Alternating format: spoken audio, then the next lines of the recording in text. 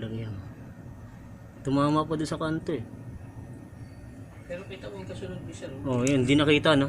Oo. Kasunod niya. Yan siya.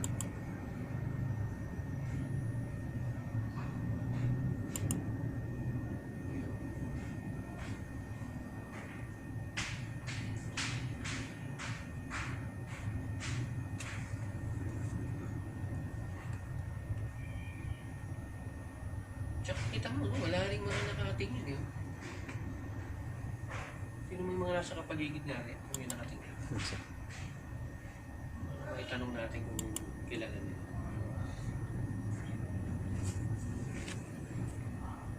Okay.